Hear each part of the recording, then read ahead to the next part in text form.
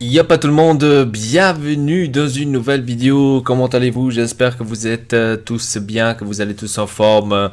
Et donc aujourd'hui, nouvelle vidéo ici sur la chaîne Ortexelpa. J'ai un peu pris un peu de temps quand même, hein. J'ai un peu pris de temps avant de vous faire une nouvelle vidéo. Vous avez vu maintenant la vidéo justement pour qu'on avait parlé sur le match qu'il y a eu. Donc sur la radio, etc., etc. Et vous avez vu A Way Out cette semaine. Et là, maintenant, on va faire cette vidéo qu'on va parler justement encore de l'Inter. Et les jours s'approchent de ce grand final, on va dire, de la Serie A. Donc ce gros final de notre championnat à nous. Qui devient très important donc par rapport à notre destin, si on doit aller en Champions League, si on doit pas aller en Champions League, etc. Donc ça devient de plus en plus intéressant, on va dire ça comme ça. Alors, avant de commencer par rapport au match qui va arriver, donc qui va y avoir lieu le dimanche soir, j'avais envie de parler sur le mercato. Il y a quelques changements quand même sur le mercato et j'avais envie tout simplement d'en parler, de vous dire qu'est-ce que j'en pense de ces joueurs qui vont arriver à l'Inter, parce que quand même cette année ça a l'air qu'ils sont un peu plus en forme, hein. Ausilio et aussi Suning sont un peu plus en forme, hein. Alors on a déjà pour commencer, on a De Vrij que je vous avais parlé donc sur une des vidéos que je vous avais fait précédemment. On a Asamoah, un défenseur latéraux que je vous avais parlé aussi dans la vidéo ou une des vidéos précédentes. Donc on va dire que c'est deux achats vraiment hauts. Il faut dire les choses comme c'est. Maintenant on parle de Ilicic. Ilicic, le Slovénien. Est-ce que ça dit Slovénien?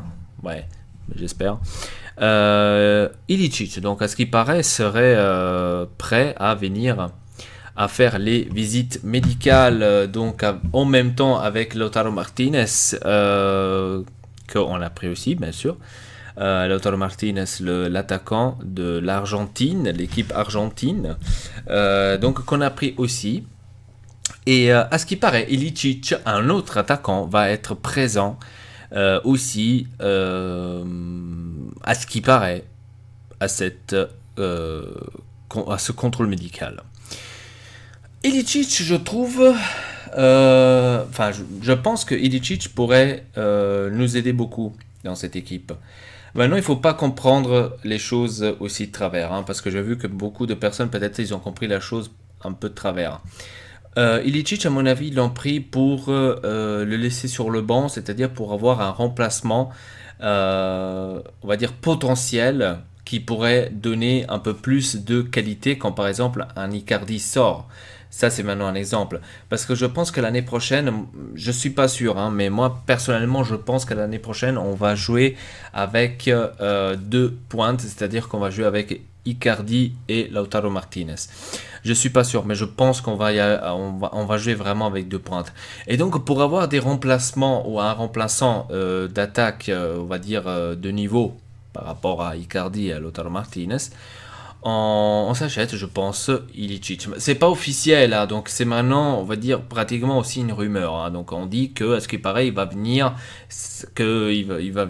justement faire les contrôles médicaux, etc., avec Lautaro Martinez. Maintenant, je sais pas si c'est vrai ou c'est pas vrai. Donc, à ce qui paraît, ça a été maintenant conçu comme ça. Je sais pas. Donc, à ce qui paraît, Ilicic, il est prêt de venir. Donc moi personnellement je ne vois pas maintenant que ça va être quelqu'un qui va être titularisé dans cette équipe. Donc il y en a beaucoup qui se sont déjà plaints, hein. Ils disaient bah, comment ça se fait qu'on allait chercher Ilicic, je veux pas quand même l'avoir titulaire, etc. Moi personnellement je pense qu'il sera un bon remplaçant. Tout simplement, parce que je pense pas qu'ils vont miser sur Ilicic pour qu'on peut faire quoi que ce soit. Parce qu'il faut réfléchir déjà pour commencer. L'année prochaine, on est en Europe. Soit on est en Champions League, soit on est en Europa League. C'est-à-dire que si on est en Europa League, il nous faut déjà pour commencer l'équipe beaucoup plus élargie. C'est-à-dire qu'on doit avoir beaucoup plus de remplacements. remplaçant. C'est clair. Donc ça, c'est clair. Si tu vas jouer en Champions League, tu ne pourras pas aller jouer avec une formation aussi courte qu'on a en ce moment. Il faut qu'on élargisse un peu les remplaçants, pour qu'on a quelques remplaçants qui peuvent justement jouer pendant, on va dire, le championnat, pour que, on va dire, Icardi pourra se reposer, pour qu'il peut jouer en Champions League. Maintenant, Champions League ou en Europa League, donc on n'est pas encore sûr. Donc à mon avis, ils cherchent maintenant d'aller chercher quelques joueurs qui pourront justement rester sur le banc ou qui pourront être prêts justement en tant que remplaçants pour avoir une formation ou une disposition un peu plus grande, on va dire, parce qu'en ce moment, si vous regardez, si on allait jouer maintenant en Champions League ou en Europa League, tous les matchs, un Icardi, un Akandreva, un Borca Valero, un Gagliardini, un Brozovic, tous les matchs, ils ne pourront pas les jouer, c'est clair. Donc nous aussi, on fatigue, on est des êtres humains. Eux, c'est pas des machines, c'est aussi des êtres humains. Donc il faut qu'on ait des remplaçants. Mais des remplaçants, bien sûr, pas maintenant à la con. Hein. Il faut pas avoir maintenant des remplaçants qui si on va jouer contre Manchester City, on va dire, je suis en train d'abuser, en Champions League, et qu'on gagne 2-0 contre Manchester City, qu'après en championnat on aura la Juventus et que Icardi par exemple ne pourra pas jouer parce qu'il s'est fatigué contre Manchester City, donc il n'est pas en forme, et un Rafinha aussi, donc il nous faut quand même des remplaçants, on va dire pratiquement à ce niveau-là, certes pas au même niveau parce que ça ne pourra pas, c'est un peu clair, mais au moins pour qu'on peut remplacer les gens qui nous font pas perdre 5-6-0 contre la Juve, tu vois. Vous voyez à quoi est-ce que je veux arriver. Donc à mon avis, c'est bien réfléchi, on a bien commencé, je pense, le mercato. Donc je pense que cette année, les gars, l'Inter va faire très très mal dans le mercato. Certes, il ne faut pas maintenant s'attendre à Cristiano Ronaldo, il ne faut pas s'attendre à Messi, il ne faut pas non plus s'attendre à Vidal, ni à Nainggolan, ni à Bale, etc., etc. Donc on parle vraiment un peu trop gros là. Mais à mon avis, on aura une belle équipe qui sera présente pour l'année prochaine, qui, à mon avis, de comme je vois la chose, a envie de compéter aussi, de faire une grosse compétition en championnat, tout simplement. Donc moi je pense que l'année prochaine, l'Inter va faire très très peur en championnat. Maintenant, en tant qu'Europe, ça, on ne le sait pas encore. Ça va se justement régler ce week-end, donc le dimanche soir, pour savoir où on va y aller. Est-ce qu'on va aller en Champions League? Est-ce qu'on va aller en Europa League? Il y a deux différences. Si on va en Europa League, on aura dans les 10 millions d'euros que la UEFA va donner à l'Inter. Si on va en Champions League, on va gagner dans les 30 millions d'euros. Donc, les 30 millions d'euros, ça pourrait nous servir, par exemple, de garder Rafinha. Certes, ça ne va pas suffire, 30 millions, il faut quand même rajouter plus. Alors, il y en a beaucoup qui commencent à calculer, qui commencent à dire, voilà, si on vend Icardi avec Perisic, on n'aura pas de souci, on pourra reprendre, on pourra prendre Rafinha et Cancelo, etc., etc. Mais moi, je vous dis une chose, les gars. Pour moi, Rafinha et Cancelo, ça n'a rien à voir avec l'argent. Moi, je la vois comme ça maintenant. Corrigez-moi dans les commentaires si vous la voyez peut-être autrement. Pour moi, Cancelo et Rafinha, ça a à voir aussi beaucoup avec leur volonté. Est-ce que le joueur en soi, est-ce qu'un Cancelo voudra-t-il jouer pour ces couleurs-là et pour cette équipe-là? Est-ce qu'il veut vraiment jouer pour cette équipe-là? Un Rafinha, par exemple, je peux vous dire à 100% qu'il est à fond à cette équipe. Donc on voit que il veut absolument jouer avec l'Inter. Il donne l'âme, il donne tout pour ce tricot et pour ses couleurs. Donc on va dire du côté Rafinha, je me fais pas trop de soucis par rapport à ça. Mais est-ce que Cancelo voudra-t-il vraiment jouer encore à l'Inter l'année prochaine? Parce que tout le monde parle, ah ouais, mais si on va en Champions League, ils vont tous les deux, ils vont les garder tous les deux, etc. C'est qui vous le dit? C'est qui vous le dit? À mon avis, ça a à voir aussi beaucoup avec la volonté du joueur. Parce que il faut être sincère.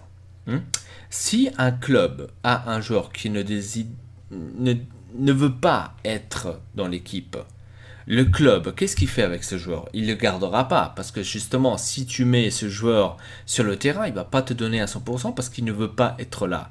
C'est la même chose là maintenant, si maintenant Icardi, je vous mets un exemple, allez dire dans un interview, voilà, moi je veux plus être à l'Inter, je voudrais partir, je voudrais aller, je sais pas, au Real Madrid, je voudrais aller au Barcelone, je me sens plus bien ici, etc., etc. Donc s'il aurait maintenant dit toutes ces choses-là, est-ce que vous croyez sincèrement que l'Inter allait garder Icardi que parce que il a fait 38 buts là, ou 28 buts, 30 buts l'année passée?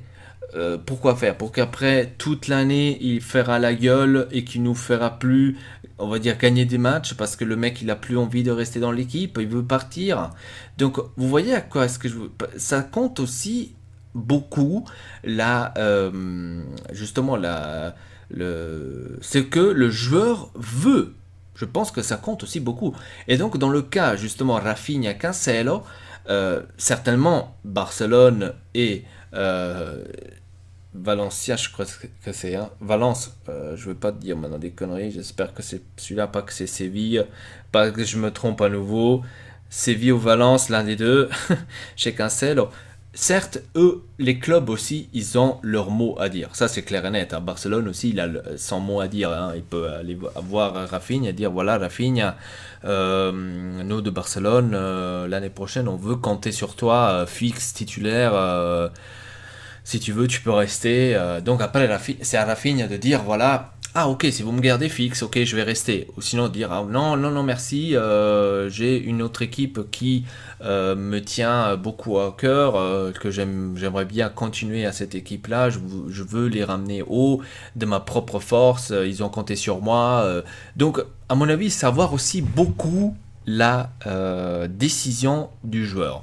Savoir aussi beaucoup. Certes, après les clubs, comme je vous ai dit, eux aussi ils ont leur mot à dire, hein, ça c'est clair. Mais à mon avis, ça va se décider ça.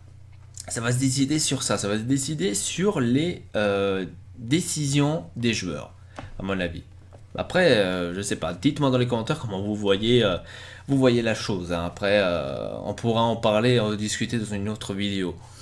Maintenant, avant de finir cette vidéo, je voulais faire ma formation contre la Lazio parce que j'ai vu que Gagliardini est de nouveau disponible pour Mister Spalletti et donc on va dire qu'on a pratiquement notre équipe complète contre la Lazio.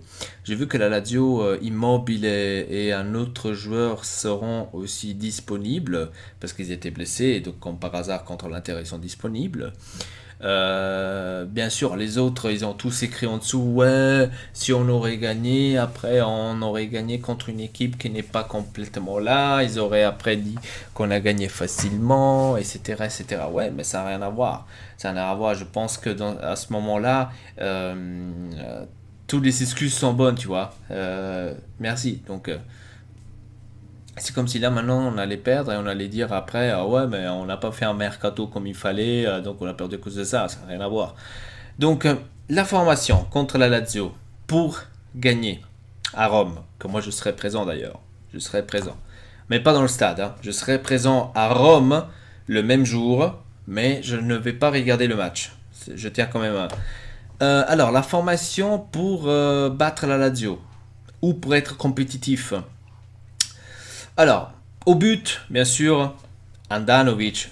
Celui-là, on l'enlève pas. Hein. Handanovic, c'est Handanovic. C'est, je ne veux pas maintenant abuser, mais je pense que c'est l'un des meilleurs gardiens de la Serie A, si pas du monde. Si je m'élargis trop, dites-le moi dans les commentaires.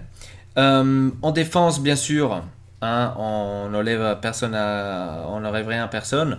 Cancelo qui a été critiqué à mort dans le match précédent qu'on a perdu, a été critiqué à mort, que je ne comprends toujours pas. Et je vous ai dit dans la vidéo comment ça se fait que maintenant tout à coup, à cause de ce match-là, Cancelo est critiqué à ce point. Tout le monde voulait le garder, tout le monde disait c'est le nouveau Maicon, enfin ça fait longtemps qu'on n'a plus vu un défenseur de telle pointe, etc., etc. Maintenant il a fait un match, on va dire, un peu médiocre et tout le monde commence à dire ah non Cancelo quand même non je veux quand même pas le garder, vas-y tu peux retourner, je préfère plutôt garder Rafinha, c'est quoi cette logique des fois des personnes que je n'arriverai pas à comprendre? Cancelo, on doit le garder absolument si bien sûr le joueur voudra rester. Ça aussi, c'est une autre chose. Hein, donc parce que Cancelo, non, on a besoin en défense comme du pain. C'est clair. Alors, Cancelo, Miranda avec Skriniar au milieu, ça c'est clair et net. Et de l'autre côté, D'Albert. J'aurais pas mis Ambrosio tout simplement parce que je veux voir D'Albert. Il a bien joué. Je dois être sincère, il a quand même bien joué le match précédent, il a bien joué. Donc, donnez confiance à ce jeune. Je pense que c'est l'une des trucs qu'on devrait faire pour le futur aussi. Même si maintenant, bien sûr, il y a Asamoah qui est arrivé, là, ça va pas être tellement facile de lui laisser un peu de la place, hein, ça c'est clair. Hein. Mais au moins de lui laisser un peu de chance, de lui donner un peu de confort dans cette équipe, je pense qu'il le mérite. Parce que comme j'ai lu, à ce qui paraît, heureusement, Santon ne sera pas gardé pour l'année prochaine. Heureusement, il faut le dire. Et donc j'aurais joué donc comme ça, Cancelo, Miranda, Skriniar et D'Albert. Au milieu de terrain, bien sûr, Brozovic avec Vecino et Rafinha. Pourquoi Vecino et pas Borcavalero? Parce que je pense que Vecino, il vient d'une blessure, oui, mais je pense que Vecino a beaucoup plus à donner dans des matchs comme ça qu'un Borcavalero. Attention, Borcavalero, il a bien joué aussi le match précédent. Hein, donc, il ne faut pas non plus lui donner, on va dire, des critiques ou quoi que ce soit. Donc, moi, je mettrais quand même Vecino pour la première mi-temps pour voir comment ça se passe. Et après, j'aurais peut-être changé, j'aurais mis Borcavalero. Gagliardini, je ne le ferai pas jouer au milieu de terrain, je ne le ferai pas jouer en général contre la Lazio parce qu'il vient justement d'une blessure. C'est trop frais, je l'aurais pas mis parce que je suis sûr qu'il va pas faire bien, c'est clair. Et pas dans un match crucial de ce genre, j'aurais jamais de la vie mis Gagliardini, ça c'est clair. Ça c'est clair, enfin je pense que vous me comprenez. Voilà, donc comme je vous ai dit, Brozovic, Vecino et Rafinha, j'aurais mis là au milieu. Ensuite, en attaque, j'aurais mis, bien sûr, côté gauche, Perisic. Perisic qui a aussi fait un très beau match la semaine passée. Donc, on ne pourra pas le critiquer. Perisic avec Icardi, bien sûr. Et de l'autre côté, Caramo. Je dis à chaque fois que de l'autre côté, je veux Caramo. Je ne veux pas Candreva, tout simplement parce qu'on voit que Candreva, comme je vous ai dit aussi dans les vidéos précédentes, je vois Candreva très très mal en ce moment. Je ne le vois pas concentré, je le vois pas en forme, je suis désolé pour ce gars, mais si moi je serais la société, si moi je serais Pierre Ausilio, moi l'année prochaine, Candreva, je l'aurais vendu. Je suis peut-être un peu radical par rapport à ça, mais franchement les gars, je l'aurais vendu parce que je trouve que Candreva ne nous donne plus ce qu'il a donné au début de cette année. C'est comme ça, et même l'année passée, parce que là les gars, il a toujours pas marqué, et ça c'est pas normal, ça c'est pas normal. Donc je trouve que Caramo aurait mérité sa place largement, et pas les 5 dernières minutes. Enfin j'espère que par rapport à ça, Luciano Spalletti pourra jeter un coup d'œil. Voilà, ça serait ma formation contre la Lazio pour aller gagner à Rome, parce qu'il faut gagner à Rome, parce que j'ai vu beaucoup en train d'écrire qu'est-ce qui se passe si on égalise, on va dans les supplémentaires, qu'est-ce qui se passe si, donc bien sûr ils ont blagué, j'ai compris que c'était que des blagues, mais là on n'est pas en train de rigoler, on est en train de se la jouer, on est en train de se jouer justement notre futur si on va dans la grosse compétition d'Europe ou dans celle qui est un peu moins vue, c'est-à-dire l'Europa League, donc Champions League ou Europa League. Donc, moi j'aurais préféré largement la Champions League parce que ça fait déjà 7 ans qu'on ne va plus.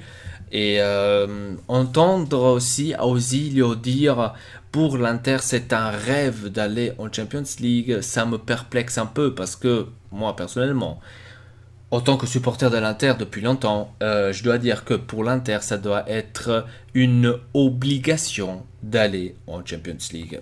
Dites-moi justement dans les commentaires comment vous voyez aussi ce sujet-là. Voilà les amis, avec ça, c'était tout pour cette vidéo. Abonnez-vous à la chaîne Ortex et Elpa. N'oubliez pas de donner vos avis par rapport au match donc de la Lazio et aussi par rapport au transfert. Ilicic, va-t-il venir, va-t-il pas venir, est-ce que c'est vrai ou pas? Et aussi le reste, tous ceux qui vont venir, Lautaro Martinez, Asamoah, De Vrij et plein d'autres qui sont annoncés à ce qui paraît. Dites-moi tout dans les commentaires. Avec ça, je vous dis à très bientôt pour une nouvelle vidéo. Votre Elpar. Peace tout le monde.